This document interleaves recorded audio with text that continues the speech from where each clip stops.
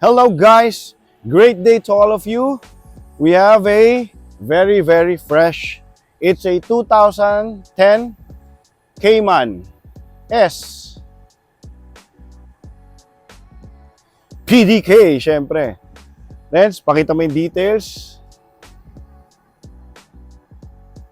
Bagong-bago guys. Ang kagandahan nito, guys, kaya natin, binavlog ulit. We remove the tint. Tingnan nyo. Napakaganda, di ba? Green on. I don't know what color do you call this. Cognac? Parang ganun eh. Cognac ang kulay eh. Di ba? Napakaganda. Napakakinis yan, guys. Ang gulong natin, Michelin. Pakita natin yung loob tsaka yung mileage. Let's go.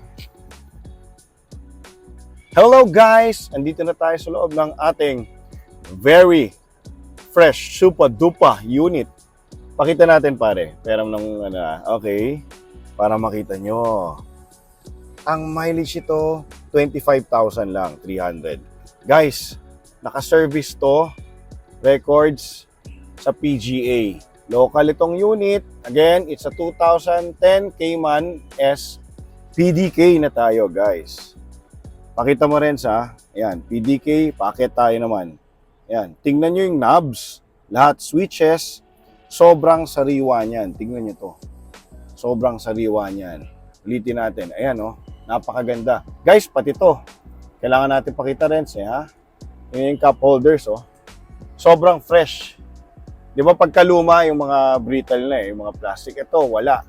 Walang kalagkit-lagkit to guys. Guaranteed ko ang freshest nito sa inyo. Ayan oh, napakaganda.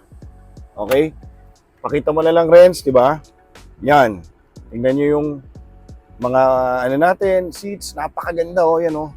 Walang kagusot-gusot pati ito sa akin sa driver. Kasi guys, hindi natin madadaya eh. What you see is what you get. It's only 25,000 kilometers, di ba? Ito, may mga accessory tayo. Kinabit na ng owner ito eh. For extra compartment. Di ba? Guys, naka-Bose tayo. Yan, pinapakita kayo sa inyo ni Renz, naka-Bose tayo na speakers. Diba? Napakaganda. Papakita lang sa inyo, Renz, yung montage para ma-appreciate nyo gaano ka-fresh tong otong to. Thank you again, guys, sa mga mahilig dyan sa mga Porsche, mga classic. Thank you.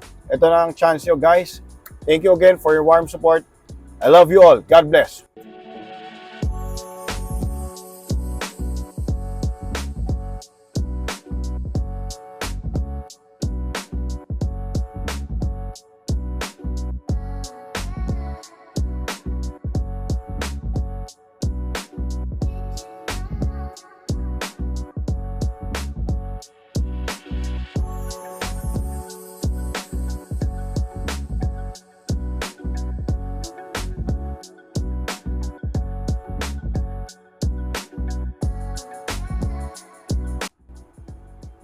Guys, before I forget, muntik na.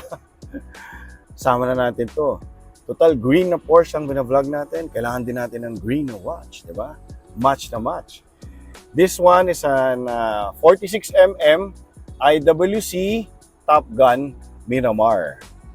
Di ba? Napakaganda guys. So, sariwang-sariwa yan. Ay, yun sobra. Guys, inquire lang kayo sa mga interested dito. Yun lang. Mua, chup, chup.